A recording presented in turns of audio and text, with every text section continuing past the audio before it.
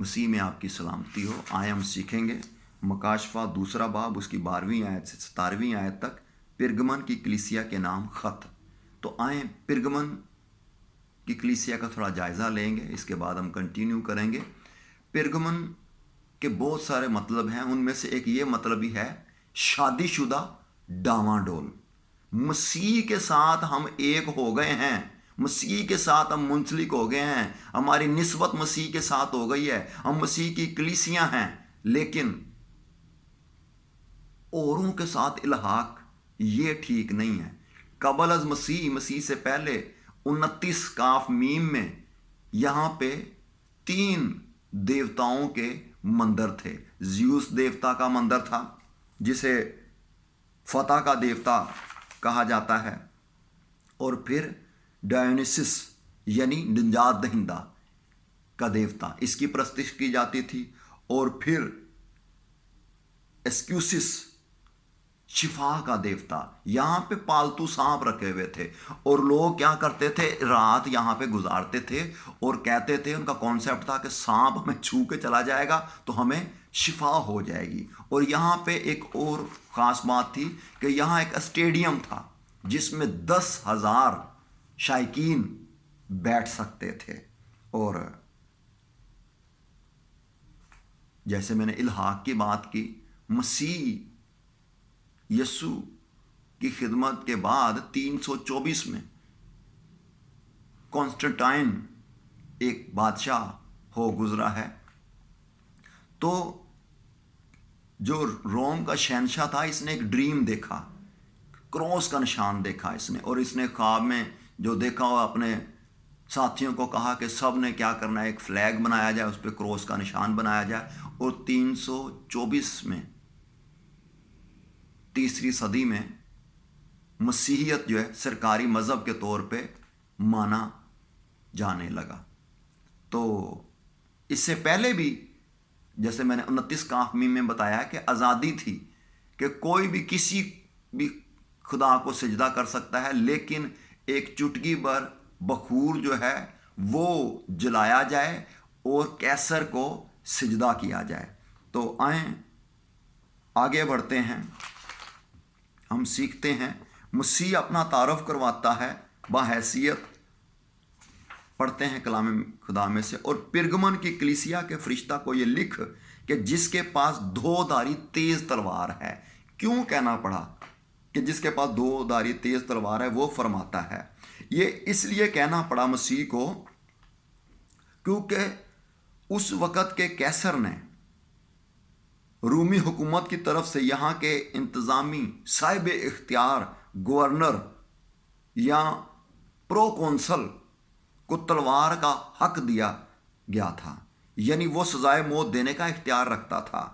पिरगमन की कलीसिया से खुदावंद मसीह इसलिए अपना तारुफ करवाते हैं और कहते हैं जिसके पास 2-धारी तलवार है। पिरगमन की कलीसिया को ये खौफ था, उनके ऊपर तलवार लटकी ही रहती थी कि कभी भी किसी भी वक़्त हलाक ना हमें कर दिया जाए। उनके ऊपर ज़हनी तौर पे एक प्रेशर था कि जी कैसर की क्या करनी है, प्रस्तिश करनी है, और ये इनकारी थे कि हमने कैसर की प्रस्तिश नहीं करनी। तो खुदावंद यीशु मसीह इस कलीसिया को बराबर कराते हैं कि जो तुमसे कलाम करता है उसके पास 2-धारी तलवार है। हाकम की तलवार सादा है, लेकिन मसीह की तलवार 2-धारी है। हाकम सजाए मौत का इख्तियार रखता है, लेकिन खुदावंद यीशु मसीह हाकम के ऊपर भी इख्तियार रखते हैं, यानी ज़िंदगी और मौत का इख्तियार रखते हैं। जो तुम्हें हलाक करना चाहता है, मेरा उसके ऊपर भी इख्तियार है। तो मसीह ने अपनी खिदमत के दौरान एक और बात कही कि उनसे ना डरो जो बदन को हलाक करते हैं, बल्कि उससे डरो जो बदन के साथ रूह को भी हलाक करता है। एक और ख़ास बात यहाँ पे पिरगमन की कलीसिया को लिखते हुए कहा गया कि शहीद इंतपास के हवाले से कि वो शैतान की तख्तगाह में रहता था। आए देखते हैं, पिरगमन का शहर शहनशाह की प्रस्तिश का मरकज़ था। जैसे मैंने आपको बताया 29 काफ मीम में यहाँ सरकारी मंदिर बनाने की इजाज़त दी गई, जिसमें बाकायदा शहनशाह की प्रस्तिश की तजवीज़ थी। बाद अज़ां शहनशाह तराजन ने, बाद में जो आया, कैसर त्राजन ने वहाँ मंदिर तामीर करवाया और शहनशाह को बतौर खुदावन के प्रस्तिश होने लगी वहाँ पे। यूँ यहाँ बाकायदा सरकारी तौर पर शहनशाह प्रस्ती का आगाज़ हुआ। इसीलिए कलीसिया को कहा गया है कि तू शैतान की तख्तगाह में सुकूनत रखता है। ये सरकारी हुक्म था कि तमाम शहरी साल में एक बार कैसर की क्या करें, इताअत तस्लीम करें। और फिर जैसे मैंने पहले बताया कि चुटकी भर बखूर जलाकर इकरार करें कि कैसर खुदावंद है। लेकिन मसीहियों ने ऐसा ना किया। आए एक और बात बताता चलूं, आपके अंदर अगर तारीफ करने की बात है तो खुदावंद कभी भी आपकी तारीफ किए बगैर नहीं रहेंगे। अयूब की तारीफ की उसने कहा दुश्मन इब्लीस शैतान से, क्या तुम मेरे बंदे अयूब को जानता है जो खुदा से डरता है, बदी से दूर रहता है। आज आपके अंदर भी अगर कोई ऐसी बात है तो पिरगमन की कलीसिया की तरह खुदावंद आपकी तारीफ करेंगे। लिखा हुआ मिलता है और मेरे नाम पर कायम रहता है। दूसरे बाब की 13वीं आयत में, तूने मुझ पर ईमान रखने से इनकार नहीं किया, शैतान की तख्तगाह में भी रहते हुए। चूंकि एक तो वहाँ पे 3 मंदिर है, दूसरा दारुल खिलाफा है, तीसरा शहनशाह कहता है एक मरतबा क्या किया जाए, बखूर जलाया जाए। तो खुदावंद अपने ईमानदार लोगों को हर उस बात की कदर करते हैं और तारीफ करते हैं जो वो काबिल तारीफ है। पिरगमन जैसे खतरनाक शहर में जहां शैतान का तसल्लुत था और शाही सतह पर खुदावंद उसकी कलीसिया की मुखालफत और इज़ार सानी थी, किसी कलीसिया के ईमान में मजबूत रहने और कलीसिया के कायम रहने का सोचा भी नहीं जा सकता था। लेकिन वहाँ पे खुदावंद के लोग वफादार और फरमाबरदार और दयानतदार हैं। खुदावंद पिरगमन की कलीसिया को बारावर कराता है कि मैं जानता हूँ। आज मेरे बेटे मेरी बेटी, खुदावंद तुझसे हम कलाम है, वो कहता है मैं तुझे जानता हूँ कि तू इज़ार सानी का शिकार है, तू खतरनाक हालात में भी कायम है, मैं इस बात से आगाह हूँ। आए आगे बढ़ते हैं। लिखा हुआ मिलता है पिरगमन में जो शहीद हुए उनका थोड़ा सा देखते हैं। मेरा वफादार शहीद इंतपास इस जगह कत्ल हुआ। दूसरे बाब की 13वीं है।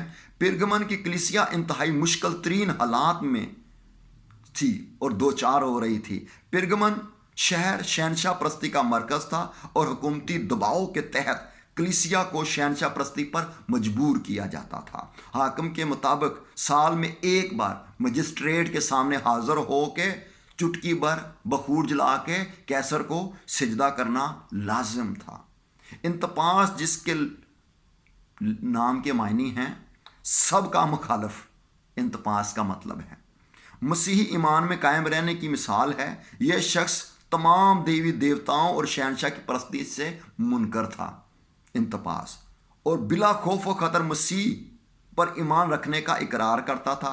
शहनशाह परस्ती से इनकार की बिना पर उसे पीतल के एक गाय को बनाया गया और पीतल की वो थी, उसके अंदर उसको रख के और नीचे आग लगा दी गई।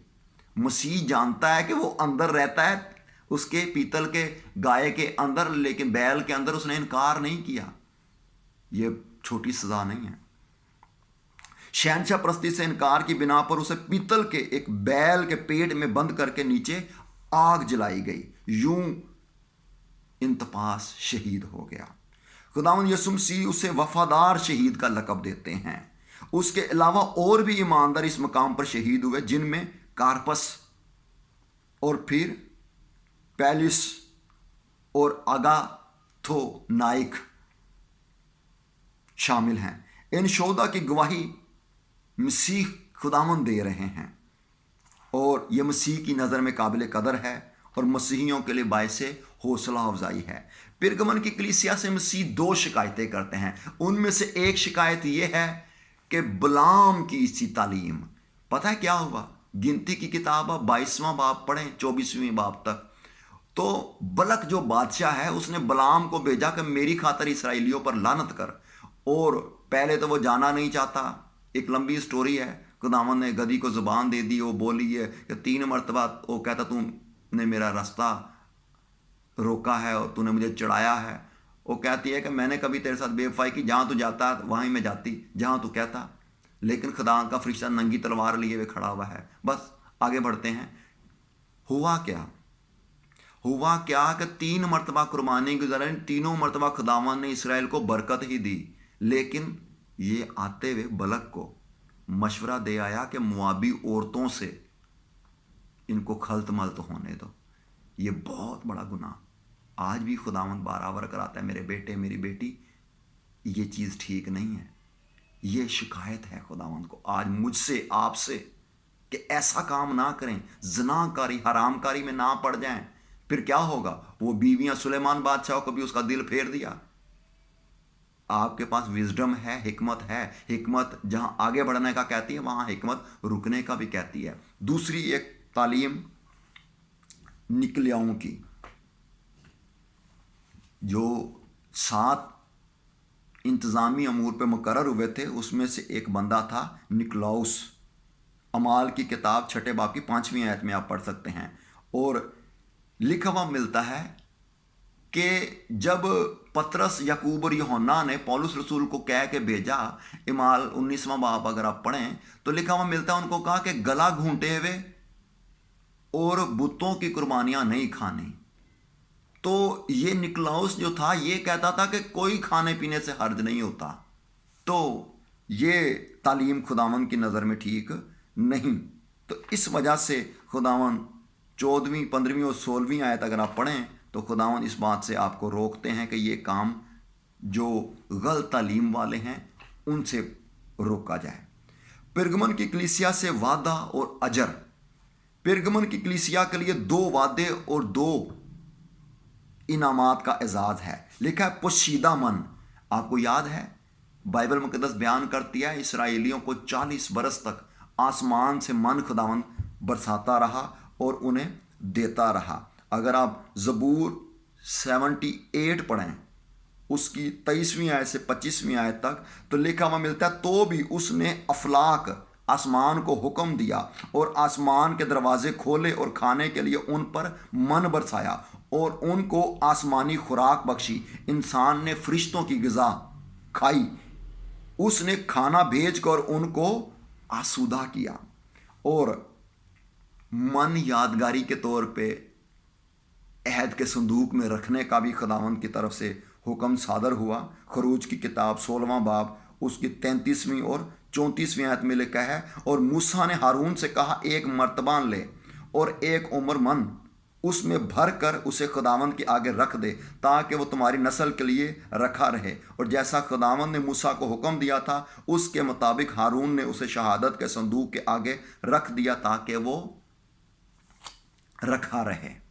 और अगर आप दूसरा मकाबीन, आपा कराफा की ये बुक है, 5वां बाब, दूसरा मकाबीन उसका दूसरा बाब 5वीं से 6ठी आयत देखें तो यर्मिया ने एक गार में क्या किया है, ये अहद का संदूक और तुमार और ये चीज़ें रख दी। और रवायात है कि मसीह की आमद पर यर्मिया ज़ाहिर होगा और फिर वो उस गार में से क्या करेंगे, अहद के संदूक को निकालेंगे। तो आगे बढ़ते हैं। यहाँ पे एक काबिल गौर अमर यह है कि पिरगमन के लोग जो बुतों की कुर्बानियाँ और निजस लोगों में रहते थे, उनसे अगर रोका गया है तो कुर्बानियों की जगह उसने कहा, मैं तुम्हें आसमानी मन दूंगा, पोशीदा मन दूंगा। और दूसरी बात उससे कही गई कि मैं तुमसे वादा करता हूँ, गालब आने की सूरत में खुदा उनको एक तो आसमानी रोटी देगा, आसमानी मन देगा जो फरिश्तों की खुराक है। और सेकंड यह है कि सफ़ेद पत्थर, मकाशफा दूसरे बाब की 17वीं आयत में, इसमें 3 ख्यालात पाए जाते हैं, काबिल गौर हैं। एक तो ये कि रोम की हुकूमत में जब उन्हें टोकन के तौर पे राशन लेने के लिए और दीगर चीज़ें इनविटेशन के तौर पे दिया जाता, तो सफ़ेद पत्थर दिया जाता था और वो सफ़ेद पत्थर दिखाते थे और फिर उनको जो ये नहीं, यूँ कह लीजिए कि दावतनामा है, और फिर वो दाखिल हो जाते थे। ये एंट्रेंस के लिए होता था। तो एक और ख्याल पाया जाता है कि यहूदी लोग अपने बाजू पे सफ़ेद पत्थर बांधते थे कि ये जी बदरूहों जादूगरों से क्या किया जाता है, बचा जाता है। और एक और ख्याल पाया जाता था कि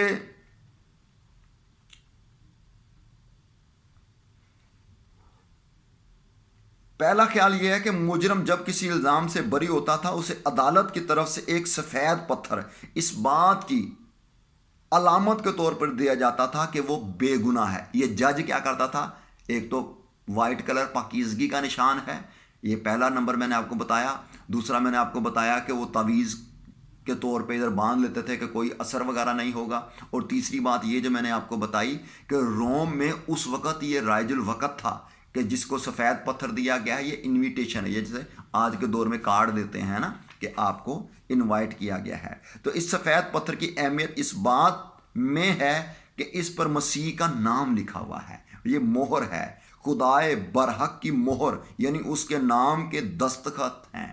آپ کو مسیح یسوع کی آمد پر بادشاہی میں داخل ہونے کے لیے سفید پتھر دیا جاتا ہے، آمین۔ اور اس کے اوپر اس کا نام لکھا ہوا ہے جسے اس کے علاوہ کوئی اور نہیں جانتا۔ یہ مکاشفہ کی کتاب 19واں باب 16ویں آیت پڑھیں تو وہ بادشاہوں کا بادشاہ، خداوندوں کا خداوند ہے۔ خداوند اس کلام کے وسیلے سے آپ کو بلیس کرے، برکت دے۔ خداوند آپ کے ساتھ ہے۔